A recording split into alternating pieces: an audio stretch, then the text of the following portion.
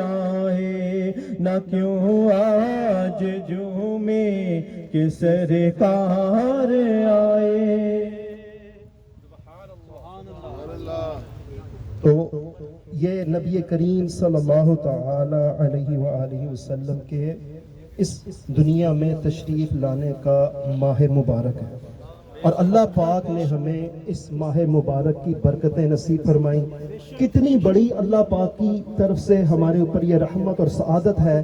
ایک انتہائی پرامن طریقے سے، ایک محبت بھرے، ایک اخلاص بھرے انداز سے انشاءاللہ یہ مکمل ہوگا. یہ شروع بھی اسی طرح محبت اور اخلاص اور جو ہے ایک ڈسپلن کے ساتھ ہوا. یہ آج اس سرزمین پہ پہلی مرتبہ ہمیں اس بات کی اللہ تبارک و تعالی کی رحمت سے سعادت ملی ہے کہ ہم نے یہاں پر آقا کے میلاد کو منایا ہے. ان سڑکوں کو ہم نے اپنا گواہ بنایا ہے کہ ہم بھی مرحبا یا مصطفیٰ کے نعرے لگانے والے ہیں، اور ہم نے ایک اچھے انداز میں ایک ڈسپلن کے ساتھ یہ کر کے دکھایا ہے. یا نبی یا نبی یا نبی یا نبی، غلام ہے رسول کے غلام ہے، غلامی رسول میں موت بھی قبول ہے. نہ ہو جو عشق مصطفیٰ تو زندگی فضول ہے، نہ ہو جو عشق مصطفیٰ تو زندگی فضول ہے. تو یہ حقیقت واضح ہے، اٹس ناٹ ہیڈن. جس طرح آج سورج نظر آ رہا ہے اور اس کی کرنیں آ رہی ہیں نظر، اس سے بھی زیادہ یہ روشن ہے یہ بات کہ اللہ پاک کی نعمتوں کو یاد کرنا اور اس کی نعمتوں کے ملنے پر خوشی کرنا، اس کے بارے میں چرچے کرنا، اس کو اچھے اور احسن طریقے سے within the boundaries of the شریعہ کے دائرے میں رہتے ہوئے منانا، یہ انتہائی پسندیدہ عمل ہے. آئیے میں آپ کو قرآن مجید کی ایک آیت کا ریفرنس دیتا ہوں. اللہ پاک قرآن مجید فرقان حمید میں ارشاد فرماتا ہے وَأَمَّا بِنِعْمَةِ رَبِّكَ فَحَدِّثْ، اور اپنے رب کی نعمت کا خوب چرچا کرو. یہ ایک بنیادی نقطہ آئیے آج یہاں پر سمجھ کے جاتے ہیں. وَأَمَّا بِنِعْمَةِ رَبِّكَ فَحَدِّثْ، اور اپنے رب کی نعمت کا خوب چرچا کرو. اب اس کے بعد ایک اور آیت مبارکہ، ہم آپس میں 2-3 آیات کو کنیکٹ کرتے ہیں. then we will see کہ ہم اس سے کیا ایک اسٹریٹ فارورڈ میسج حاصل کرتے ہیں. ہم نے ایک مختصر سی آیت کا حصہ وَأَمَّا بِنِعْمَةِ رَبِّكَ فَحَدِّثْ، اور اپنے رب کی نعمت کا خوب چرچا کرو. اس کے بعد ایک اور آیت مبارکہ کا پارٹ شیئر کرتا ہوں. قُلْ بِفَضْلِ اللَّهِ وَبِرَحْمَتِهِ فَبِذَلِكَ فَلْيَفْرَحُوا هُوَ خَيْرٌ مِّمَّا يَجْمَعُونَ. تم فرماؤ اللہ ہی کے فضل اور اسی کی رحمت اور اسی پر چاہیے کہ خوشی کریں، اور یہ ان کے سب دن و دولت سے بہتر ہے. سبحان اللہ. تفسیر صراط الجنان میں ہے اس آیت مبارکہ کے ریفرنس سے کہ اللہ تعالیٰ کے فضل اور رحمت سے اس آیت مبارکہ میں کیا مراد ہے.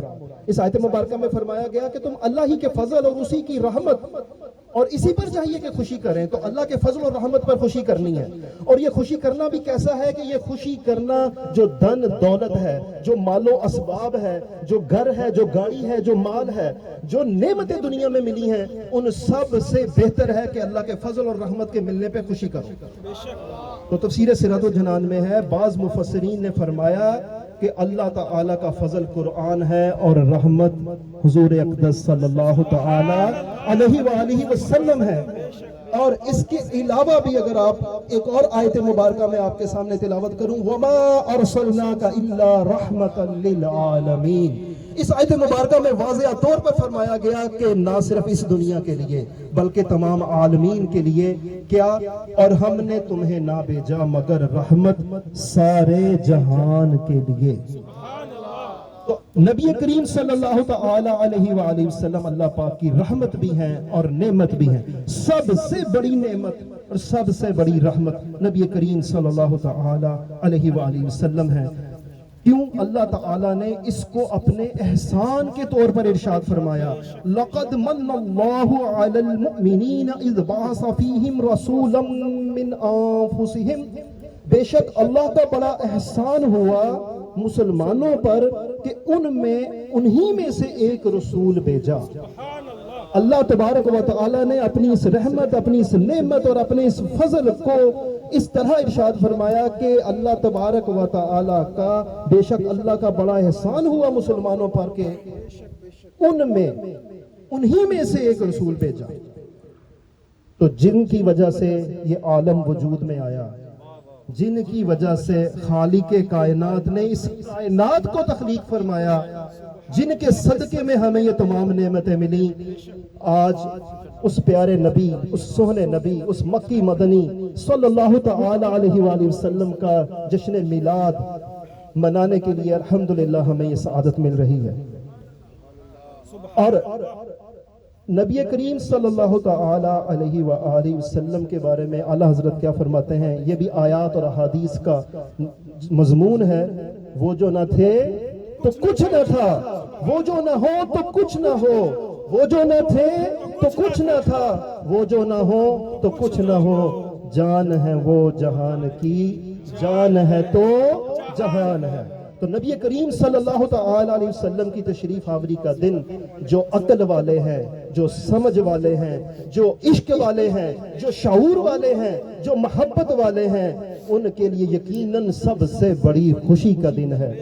اسی وجہ سے صحابہ کرام رضوان اللہ تعالی علیہم اجمعین اللہ پاک کے اس فضل و کرم اور رسول اللہ صلی اللہ تعالی علیہ وسلم کی بعثت کے ذریعے ملنے والی ہدایت کا شکر ادا کرنے کے لیے مل بیٹھ کر محفلوں کی صورت میں ذکر رسول کیا کرتے تھے۔ مسلم شریف کی حدیث پاک ہے، سرکار صلی اللہ تعالی علیہ وسلم اپنے صحابہ کے ایک حلقے کے قریب سے گزرے تو ان سے پوچھا، تمہیں کس چیز نے یہاں بٹھایا ہے؟ تمہیں کس چیز نے یہاں بٹھایا ہے؟ غائب دان نبی، دلوں کے حالات جاننے والے نبی، اگلی پچھلی امتوں کے حالات جاننے والے نبی، قیامت تک کون کہاں کس مرتبے پر جائے گا ان سب چیزوں کو جاننے والے نبی، لیکن ان سے ارشاد فرما رہے ہیں تمہیں کس چیز نے یہاں بٹھایا ہے؟ صحابہ کرام نے عرض کیا اللہ عز و جل نے جو ہمیں اسلام کی ہدایت عطا فرمائی اور آپ کے ذریعے ہم پر احسان فرمایا، اس پر ہم اللہ پاک کا ذکر کرنے اور اس کا شکر ادا کرنے کے لیے بیٹھے ہیں۔ نبی پاک صلی اللہ تعالی علیہ وسلم نے فرمایا تمہیں اللہ پاک کی قسم کیا تم صرف اسی کام کے لیے یہاں بیٹھے ہو؟ صحابہ کرام علیہم رضوان نے عرض کی اللہ پاک کی قسم ہم اسی کام کے لیے بیٹھے ہیں۔ تو آپ صلی اللہ علیہ وآلہ وسلم نے ارشاد فرمایا میں نے تم سے تہمت کی وجہ سے حلف نہیں اٹھوایا، یعنی نبی کریم صلی اللہ تعالی علیہ وسلم معاذ اللہ ان سے کسی تہمت کی وجہ سے یہ دوبارہ خدا کی قسم نہیں کھلوائی یا ان سے نہیں یہ حلف لیا، بلکہ کیا ارشاد فرماتے ہیں ہم اسی کام کے لیے بیٹھے۔ جب انہوں نے کہا تو نبی پاک صلی اللہ علیہ وسلم نے ارشاد فرمایا میں نے تم سے تہمت کی وجہ سے حلف نہیں اٹھوایا، بلکہ میرے پاس جبریل علیہ السلام آئے اور انہوں نے مجھ سے عرض کی اللہ عز و جل فرشتوں کے سامنے تم پر فخر فرماتا ہے۔ سبحان اللہ، سبحان اللہ۔ یہی وجہ ہے کہ جیسے ہی ربیع النور شریف کا مہینہ آتا ہے تو مسلمانوں میں مسرت خوشی کی لہر دوڑ جاتی ہے اور اپنے گھروں کو سجاتے ہیں، محافل کا اہتمام کرتے ہیں، اللہ پاک کی اس بے مثال رحمت کے تذکرے کرتے ہیں، اللہ کا شکر ادا کرتے ہیں، نبی پاک صلی اللہ علیہ وسلم کی آمد کے گیت گاتے ہیں۔ سبحان اللہ۔ اب یہ سب کس لیے ہو رہا ہے؟ نبی کریم صلی اللہ تعالی علیہ وآلہ وسلم کی محبت میں، بے شک نبی کریم صلی اللہ تعالی علیہ وسلم کے ساتھ جو قلبی وابستگی ہے، جو عشق ہے، جو بھی ہمارے پاس ایک ٹوٹا پھوٹا انداز ہے، اس کے ذریعے ہم اپنی اس محبت کو ادا کرنے کی کوشش کرتے ہیں۔ لیکن محبت کے ہوتے ہیں کچھ تقاضے۔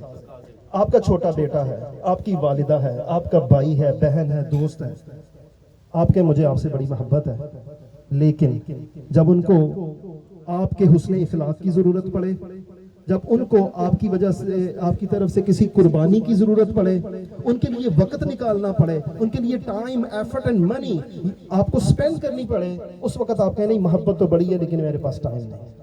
تو دنیاوی محبت کے بھی تقاضے ہیں، اور جو ایسی محبت جو اس بے مثال رحمتوں والے نبی صلی اللہ تعالی علیہ وآلہ وسلم کے ساتھ ہے، اس محبت کے بھی کچھ تقاضے۔ آئیے ہم اس کے بارے میں کچھ نہ کچھ جو ہے سیکھنے کی کوشش کرتے ہیں کہ نبی پاک صلی اللہ تعالی علیہ وآلہ وسلم کے ساتھ محبت کیسی ہونی چاہیے، کس طرح سے ہمیں اس کے اندر کامیاب ہونا چاہیے۔ تو نبی پاک صلی اللہ تعالی علیہ وآلہ وسلم کے محبت کے تقاضوں میں سے ایک تقاضا تو یہ ہے کہ جس سے محبت ہوتی ہے نا اس کا ذکر ہوتا ہے، بے شک بے شک اور جہاں اس کا ذکر ہو وہاں پر جانے کو دل کھینچا جاتا ہے۔ بے شک تو جہاں پر نبی کریم صلی اللہ تعالی علیہ وسلم کی محبت میں محافل میلاد، اجتماع میلاد ہو رہے ہیں، اپنے گھروں میں رکھیں، جہاں ہو رہے ہیں وہاں پر جائیں، اور اس کے علاوہ اس محبت میں کیا کرنا ہے، اس محبت میں اپنے اخلاق کو، اپنے کردار کو اس طرح سنوارنا ہے۔ کوئی یہ نہ کہے کہ یہ مسلمان ہے لیکن یہ کرتا ہے، یہ مسلمان محمد کا ماننے والا، مسلمان رب کا ماننے والا، یہ مسلمان ہے، یہ کرتا ہے، یہ ٹیکس چوری کرتا ہے، یہ رولز کو فالو نہیں کرتا، یہ اس کا جو ہے کردار میں، اخلاق میں، اس کے معاملات